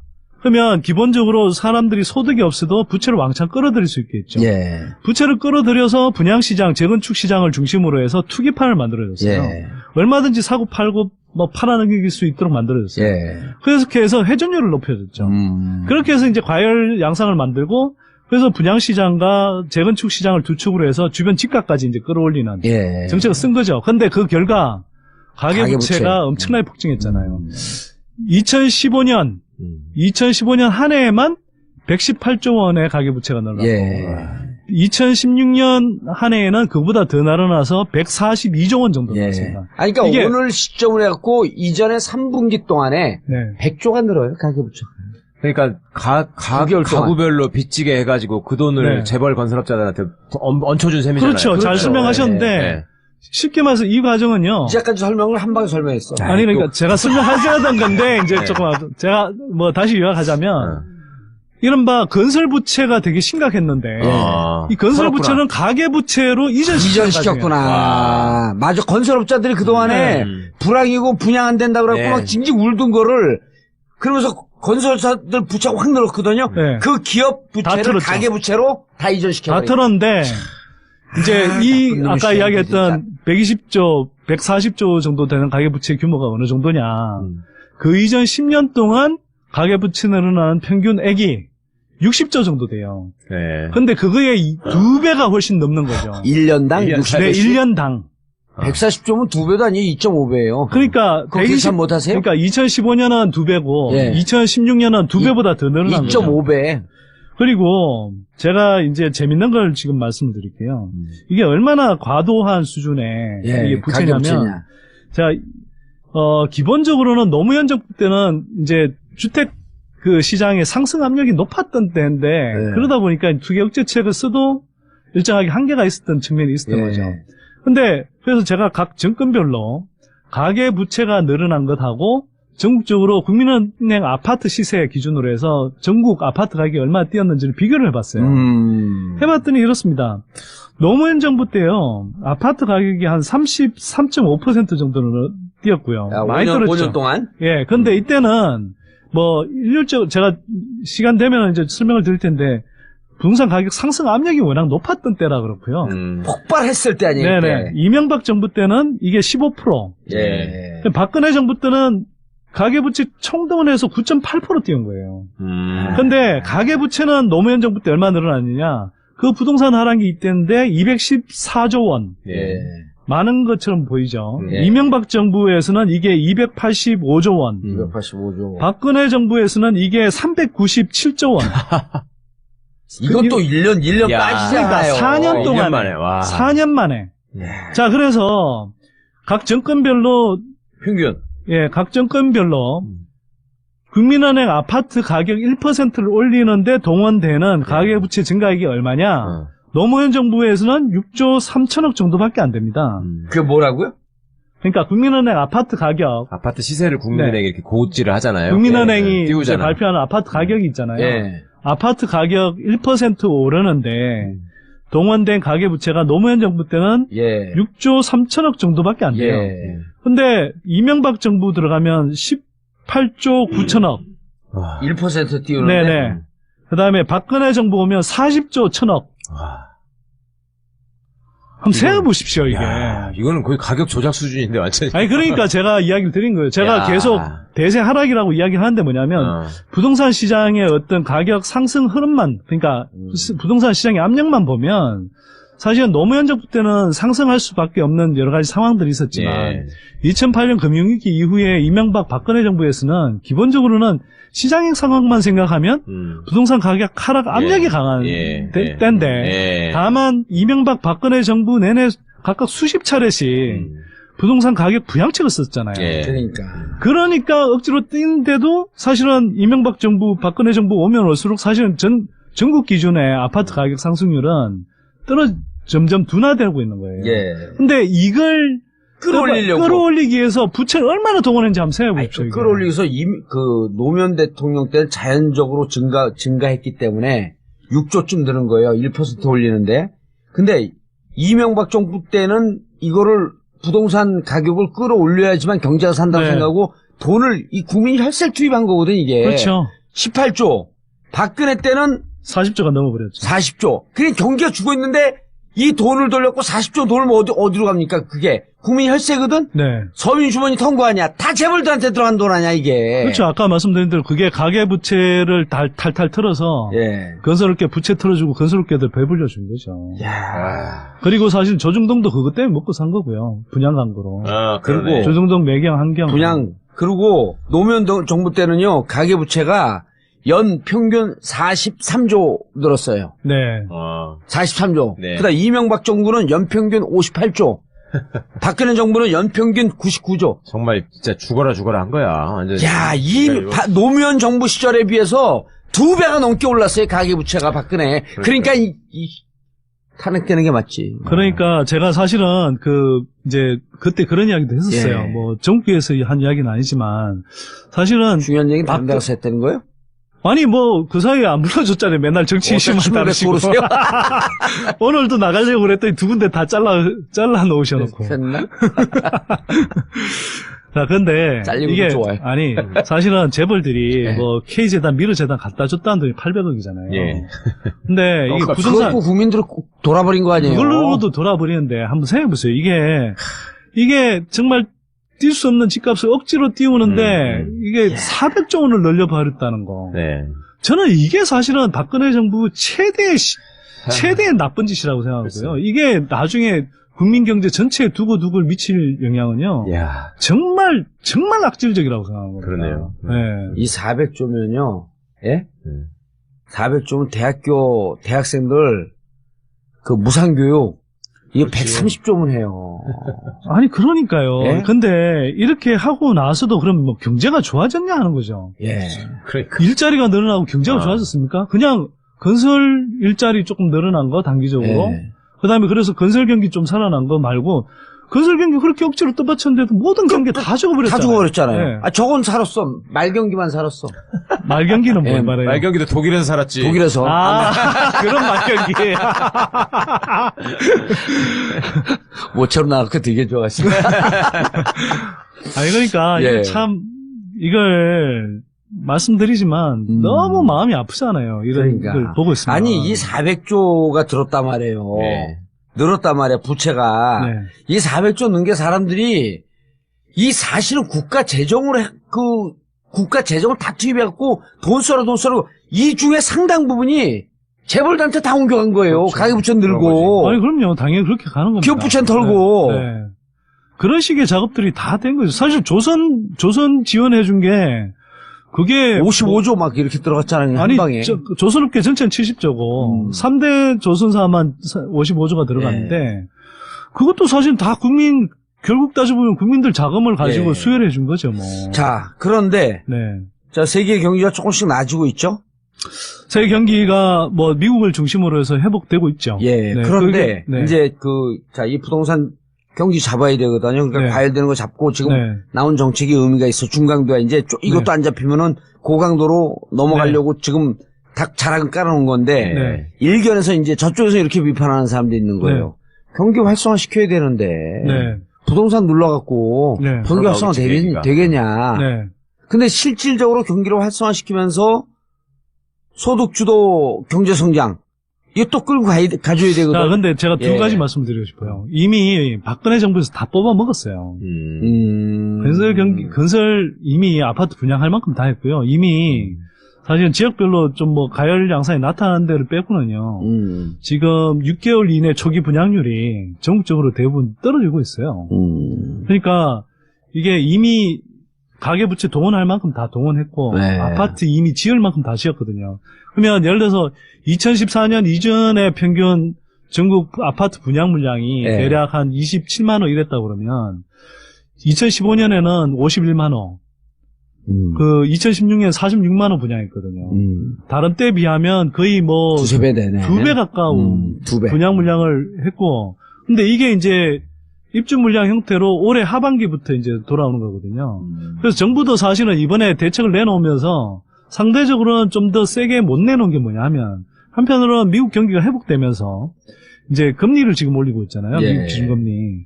그러니까 그래서 지금 한미 간의 기준금리 격차가 거의 없어져 버렸죠. 그렇죠. 예, 사실상 거의 없어진 상태가 됐고, 금리 올려야 될 거 아닙니까? 그러니까 한국도 이 상태로 가면 하반기 정도에는 한두 번 올려야 될 가능성이 예. 높아져요. 예. 거기에 대해서 이제 분양 물량이 이제는 올해 하반기부터 입주 물량 형태로 쏟아지면 그 자체가 이제 사실 부동산 경기 하락 압력이 되는 거잖아요. 그런 상태에서 이제 정부가 너무 고강도 대책을 처음에 내놨을 때 그게 이제 시장에 충격이 될 수 있다. 네, 이게 시장에 영향을 미치면서 하반기에 그런 압력들하고 맞물릴 때 부담이 될 수 있다고 생각한 거죠. 일단은 예. 그래서 너무 제가 볼 때 이런 것 같아요. 너무 물렁해 보이지도 않으면서 그러면서도 한편으로는 충분히 시장에 일정한 압박을 가할 수 있는 수준의 대책으로 그러니까 선택한 게 이번 대책의 수준이다. 저는 이렇게 보는 거고요. 의미는 좀 있어요? 네네. 그래서 저는 아까도 말씀드렸지만 문재인 정부의 이런 어떤 딜레마를 생각할 때 또 한편으로 이런 문재인 정부의 딜레마라고 하면 한편으로는 이제 이런 게 있는 거잖아요. 만약 문제는 박근혜 정부에서 다 저질러 놨어도 결국 이제 지금 정부에서 주택 시장이 이렇게 가라앉으면 또 가라앉았을 때는 이제 뭐 이런 막 기득권 언론들이 또 비판이고. 또 막 공격을 해야 되겠죠. 그럼 덤터기 쓰는 게 또 부담스러울 거라는 그러니까 생각이 세계 들어요. 경제는 활성화되고 있는데 경기를 죽여놓고 뭐 이런 식으로 할 거란 말이에요. 네. 그러니까 이제 문재인 정부로서 그들은 덤터기는 안 쓰면서 또 한편으로는 시장에는 물렁하게는 안 보여야 되고 예. 그런 이제 어찌 보면 약간의 그 타협점이 오늘 정도의 대책 수준이다. 저는 그렇게 보는데 근데 그러면서도 아까 이야기한 것처럼 앞으로 자 니네들 이 상태에서 이 약발이 안 먹히면 예. 더 강도 높은 대책을 내놓는다. 예를 들면 일단 오늘도 이야기한 게 재건축 초과이익 환수제 이걸 예. 올해 말까지로 이제 돼 있는데 더 이상 추가 유예하지 않겠다고 했거든요. 그럼 내년부터는 시행되는 겁니다. 아, 초과이익 환수. 네네. 그럼 세금은 좀 더 거치고. 초과이익 환수라는 건 이제 재건축하고 나서 이제 예. 개별 조합원별로 이익이 생길 거 아니에요. 예. 그래서 3천만 원을 초과하는 부분에 대해서 10%, 20%, 30% 단계적으로 최고 누진적으로. 50%까지 세금을 매길 수 있습니다. 아하. 그게 이제 초과이익 환수제고요. 아, 지금 그럼 유예해갖고 지금 안 받고 있어요, 그거를? 그러니까 2013년부터 2017년까지 올해 말까지 유예돼 있는 건데 일몰제구나. 지금 이제 오늘 발표한 내용에 따르면 내년부터 시행한다는 거죠. 그건 본격 실행이 되고 그 다음에 경우에 따라서 투기 가열지구라는 게 있습니다. 투기가열지구. 투기 가열지구는 국토교통부 장관이 지정하는 건데 일단 투기과열지구로 지정이 되면 아까 얘기했던 LTV, DTI 규제 예. 이런 게 기본적으로는 40%씩으로 가까이 내려가 버려요. 확 줄어들어 버리는 거죠. 예. 그러니까 그런 면에서도 이제 투기과열지구 같은 걸 지정하기 뭐 예를 들어서 여기서 한 발 더 나가면 투기과열지구로 지정할 거야. 예. 이런 것도 이제 오늘 굉장히 명확하게 이제 시그널을 보냈고요. 그래서 그런 면에서 보자면 저는 좀 아쉬운 부분이 있지만 대체로 지금 시장 상황 그리고 문재인 정부의 어떤 주택 정책의 딜레마를 고려할 때 대체로 적절한 수준의 어떤 대책을 낸 것 같다. 예. 이런 생각을 하죠. 많이 고심한 흔적이 보여요? 뭐 상당히 고심했는데 다만 제가 이제 좀 아쉬운 건 있어요. 예. 뭐냐면 저는 주택 대출 규제 같은 경우는 예. 이게 지역별로나 이런 걸 차등할 필요는 없다고 생각하거든요. 그러니까 보세요. 뭐 LTV 이거는 굳이 지역별로 달리 적용할 이유가 있을까요? 왜냐하면 이건 금융 건전성 규제거든요. 기본적으로는. 그러면 예를 들어서 집값 대비 비율을 정하는 것은 금융업체들이 너무 과도하게 빌려줘서 나중에 집값 하락했을 때 이게 은행 부실로 안 쌓이게 예. 하기 위해서 하는 거고 DTI라는 건 개인 가계의 재무 건전성을 유지하게 하게 하는 거거든요. 그렇죠. 소득을 넘어서 너무 과도하게 빚 빌렸다가 하우스포로 전락하지 말라는 겁니다. 근데 이거는 지역에 따라서 굳이 차등적으로 적용할 필요가 없는 거죠. 그래서 저는 전국적으로 균일하게. 예, 그래서 이게 기본적으로는 뭐 돌아가는 뭐 그 과정의 일환이라고 생각은 하지만 기본적으로 적어도 주택 대출 규제에 관한 한 2014년 8월 이전으로 바로 돌아갔어도 됐다. 2014년 14년 그러니까 14, 최경환이 저 주택 대출 규제 풀기 전에 예. 그리고 이거는 사실은 그 전에 수도권에만 적용이 됐었는데 전국적으로도 저는 마찬가지로 적용이 돼야 된다. 이거는 기본적으로요 부동산 대책하고는 별개로 아까 말씀드린 금융 건전성 규제거든요. 한번 생각해 보십시오. 예를 들어서 연봉 5천만 원 사람이 예를 들어서 3천만 원씩 빚 갚으면서 정상적인 생활을 할 수 있겠습니까? 못하잖아요. 그리고 너무 내가 오랫동안 그 빚 갚고 이자 내보고 그랬잖아요. 이 스트레스가 너무 심해갖고. 네. 그래서 한꺼번에 확 갚아버렸어, 그냥. 네. 그래서 확 갚아버렸어. 근데 끝말 듣고 보니 참 또 자기 자랑이잖아. 진짜. 아니, 그냥 웃자고 하는 건데, 진짜 이게. 이거 진짜 찔끔찔끔해갖고 한 20년, 30년 갚아봐야 아주 그냥 태어난 게 징그러울 때가 있어, 어떨 때는. 앞에다 앉혀놓고 그런 말씀 하시면 어떻게, 나도 확 갚아버리고 싶어요, 나도. 참고로 저는, 사업 자금. 그 얘기 하지 마요. 사람들이 이한테 욕먹어. 난 무부채? 부채 제로입니다. 그래갖고 엄청 씹혔어요. 이게 하지 말라 그래도 아니, 이게 씹힌 떠나서요. 이게 기본적으로 부채가 가능하면 없이 사는 게 좋다는 거예요. 그런 사람이 없어요. 우리나라 사람들 중에 그러니까, 5%가 안 돼요. 그러니까 이게 거꾸로 보면 정말 심각하다는 거죠. 그러니까 왜 부채가 없거나 이렇게 부채가 적은 사람들이 오히려 희한한 존재가 돼야 되느냐. 글쎄 말이야. 비정상적인 사람이죠. 아니, 사회가 비정상적인 거죠. 그래서 내가 확 갚았다가 비정상적인 사람이 되고 다시 빚을 늘었어.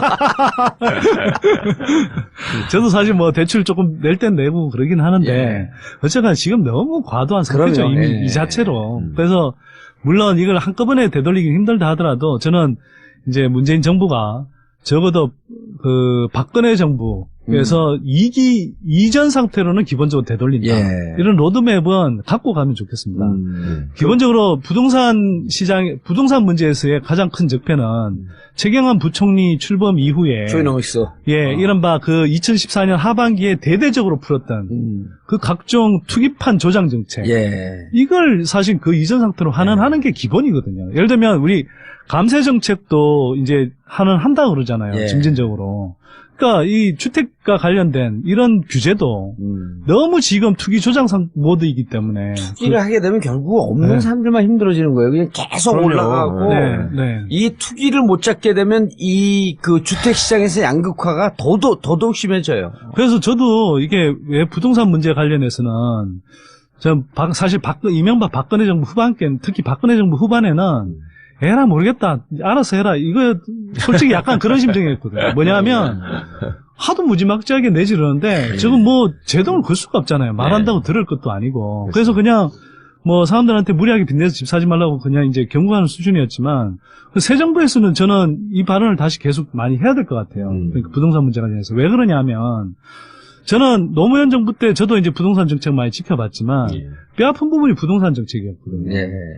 어쨌거나 그때 부동산 정책 뭐 여러 가지 노력을 했음에도 불구하고 결과적으로 보면 집값이 많이 뛰었고 그래서 사실은 노무현 정부 때 초반에 보면 부동산 투기를 억제했을 때 성공했을 때 2014년 하반기까지는 노무현 정부에 대한 지지율이 상대적으로 높았어요. 근데 그게 이제 흔들리기 시작한 맞아요. 네. 그때 2015년부터 사실 노무현 정부 지지율이 떨어지면서 다른 모든 개혁 정책들을 추진할 수가 없게 돼버린 거거든요. 그러니까 저는 문재인 정부도 이 부동산 정책을 사실 어떻게 다루냐에 따라서 예. 개혁을 동력을 추가적으로 확보하느냐 또는 사실은 이게 부동산 정책이 제대로 효과를 발휘하지 못했을 때 뭐 지지층이 상당히 이반할 수 있는 가능성도 사실 저는 그 걱정도 있다고 생각하거든요. 그래서 저는 그런 걸 걱정하기 때문에 문재인 정부의 부동산 정책이 정말 좀 제대로 잘 갔으면 좋겠다는 생각이 성공했으면 들고요. 좋겠다. 네. 그래서 일단 단기 대책 첫 스텝은 저는 좋다. 나쁘지 않다. 아하, 일단. 예. 다만 이제 이른바 이제 추가적인 단기 대책들을 더 봐야 되고 예. 중장기적으로 이제 이 이명박 박근혜 정부 시기에는 그때 꽂아놨던 적폐들을 다 뽑아버리자. 예, 일단 뽑아야 되는데 이명박 박근혜 정부 시기에는 기본적으로 부양책 기조였고 예. 그다음에 투기 조장책 기조였잖아요. 그러면 이걸 이제 그게 아니라 정말 좀 멀리 내다보고 이제 고령 인구도 많아지고 1인 가구도 많아지고 예. 그다음에 소득이 안 되는 사람들이 많아지는데 그러면 이제는 정말 주택 정책의 패러다임을 근본적으로 대다수 사람들이 좀 더 질 좋은 주거 생활을 누리면서도 저렴하게 가능한 예. 살 수 있는 그런 주거 패러다임 바꾸는 정책을 해야 되죠. 그래서 뭐 이제 이미 문재인 정부 대통령이 공약 상태에서도 많이 밝혔지만 공공 임대주택을 이제 대규모로 짓는 거. 예. 또 더 많이 줘야 돼요. 거기에 더해서 또 예를 들어 국민연금 뭐 같은 것들을 활용해서 협동조합 주택 같은 것들을 대대적으로 공급하는 것. 또 그 밖에 지금 이제 제가 바라건대는 이제 주택 시장을 사실은 망가뜨리는 가장 큰 그 주범이라고 저는 하나를 꼽으라고 그러면 저는 선분양제라고 봐요. 지금도 사실 오늘 대책의 대부분이 사실은 분양 관련한 규제거든요. 근데 없애버리면 끝날 일인데. 그러니까 사실 선분양제가 없었다면 완전히 이렇게 다 진다고 후분양하라는 거죠. 그렇죠. 네. 80% 최소 80% 지연 상태 후분양을 하면 사실 이렇게 막 그 사람들이 막 빚내 갖고 무리하게 투기 대회를 쓰지도 않고 또 건설업체들도 이렇게 막 분양 광고 때리면서 사람들 투기 선동하지 않고 또 이것 때문에 부동산 경기가 막 널뛰듯이 막 분양 막 할 때는 막 이렇게 사람들 과열 양상 빚도록 해서 이렇게 막 투기 과열 양상을 띄었다가 또 이게 입주 물량 쏟아질 때는 갑자기 이제 경기가 확 부동산 경기가 죽었다가 이런 식을 계속 되풀이하는 게 얼마나 큰 사회적 낭비입니까? 선분양 제도는 순전히 건설회사의 이익을 위한 거죠. 그렇죠. 그러니까 이 역사를 짧게 말씀드리면 이렇습니다. 작은 돈을 갖고 그냥 대대적인 사업을 할 수 있는 거예요. 그리고 끌어들여고 빚내서 빨리 이거 사야지 우리가 돈이 회전이 되는 거니까 개인은 돈 돌리기 쉽게 해주는 거잖아. 개인은 골병 들고 건설회사 돈 벌고. 글쎄. 그래서 이게 선분양제가 이런 거예요. 1977년에 처음 나왔는데 그때는 급속한 도시화가 되고 있고 수도권 인구 집중 현상이 일어났잖아요. 집이 그러니까 부족할 주택 때니까. 공급이 부족하는데 건설 자본은 취약하고 그러니까 이제 사람들 한 푼 두 푼 이렇게 계약금 중도금 낸 걸 가지고 집을 짓고 그걸로 분양받는 식의 시스템을 만들었단 말이에요. 은행 끼고. 나름대로는 그때 합리적인 어떤 뭐 이유가 있었던 거죠. 순기능이 있었죠. 그 순기능이 당시에. 있었던 거죠. 당시에. 근데 자 그렇게 선분양제를 하니까 집값이 너무 이제 주기적으로 폭등하니까 그러면 이걸 짝을 지은 게 뭐냐면 분양가 상한제예요. 분양가 규제를 한 거예요. 그러면 사실 어느 정도 맞잖아요. 근데 이걸 이제 7년 무렵에 외환위기 앞두고 이걸 이제 그러면 흔히 말하는 그때 상황 시장 원리에 맞게 선분양제를 후분양제로 가자. 맞잖아요, 이게 후분양제. 사람이 살아가면서 제일 비싼 물건인데 완성품을 보고 사야지. 그래서 후분양제로 전환하자고 그랬고, 자 그와 동시에 분양가는 자율화하자. 이렇게 이제 같이 패키지로 가는 게 맞죠. 근데 외환위기 어떤 일이 발생하냐? 외환위기 때 이제 건설기가 확 죽어버리니까 건설업계가 또 로비를 해서 분양가 상한제는 분양가 자율화로 완전히 바꿔버리고 대신에 후분양제는 그대로 선분양제로 놔둬버린 겁니다. 그 선분양제가 기본적으로 건설업체가 엄청나게 우위에 쓰는 제도인데 거기에 대해서 더 분양가도 얹어주네. 막 멋대로 매길 수 있도록 만들어버린 거예요. 그랬더니 김대중 정부 후반부터 해서 막 아파트 분양가격이 폭등하면서 폭등했죠. 주변 집값이 막 이렇게 폭등해버린 거 아니에요. 그리고 그 유탄을 노무현 대통령이 다 받은 거고. 그렇죠. 그래서 이제 노무현 정부 인수위 과정에서 후분양제 하겠다고 제가 아직도 신명하게 기억해요. 신문 일면에 인수위에서 후분양제 전환하겠다고 그 일면 톱으로 다 때렸어요. 예. 근데 그게 노무현 정부에서 실제로 실행이 안 됩니다. 이른바 그때 건설교통부였는데요. 건설교통부 관료들이 사보타주를 합니다. 사실상. 그래서 노무현 정부 2007년, 그러니까 노무현 정부 마지막 해인 2007년에 딸랑 1000호 10원 후분양 주택 분양하는 걸로 끊어버리죠. 그리고 2008년에 이명박 들어오고 나서 금융위기 핑계로 사실상 후분양제 다시 폐지시켜버리죠. 그러니까 저는 이게 보십시오. 이게 선분양제 실시한 지 40년. 그 다음에 후분양제로 바꾸겠다고 바꿔야 된다고 정부 차원에서 이야기한 게 이미 20년. 근데 아직 이걸 전 세계에서 유일하게 이런 시대착오적인 선분양제를 하고 있다는 것 자체가 얼마나 웃기는 겁니까? 이게. 알겠습니다. 부동산 정책. 그러니까 이번에는, 뭐 중장기적으로 바꿔야 될 대책들이 많이 있는데요. 어쨌거나 이렇게 단기적인 대책들도 하면서 장기적인 중장기적인 대책들의 로드맵을 제가 볼 땐 국토교통부 장관이 들어서고 또 금융위도 연관이 돼 있으니까요. 금융위 위원장도 임명이 되고 하면 이른바 진영이 갖춰지면 그때는 이제 좀 정부가 전반적인 로드맵을 이제는 만들어야 된다. 알겠습니다. 그걸 좀 그리고 뭐 부처 장관들뿐만 아니라 저는 원하건대는 문재인 대통령께서 직접 방송에 나오는 거예요. 생방송 중계하는데 그거 하지 마요. 그럼. 왜? 그거 하지 마요. 검사가 대화 그 악몽 때문에. 아니 그런 게 아니라 그러니까 이런 거죠. 이런 거죠. 왜? 그러니까 대화를 하라는 게 검찰하고 상대하고 맞짱을 뜨는 게 아니고 정치가 김대중 정부가 외환위기 직후에 국민들과의 대화를 하면서 지금 경제 상황이 어떻고 이런 걸 국민들 이해를 시켰잖아요.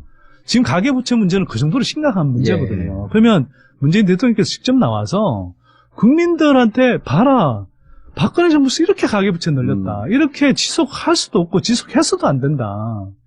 이런 아시겠죠? 이야기를 좀 하자는 거죠. PT도 잘 만들고 하니까 잘 하실 거예요. 알겠습니다. 이번에 아니, 그리고 지금 시간이 없어요.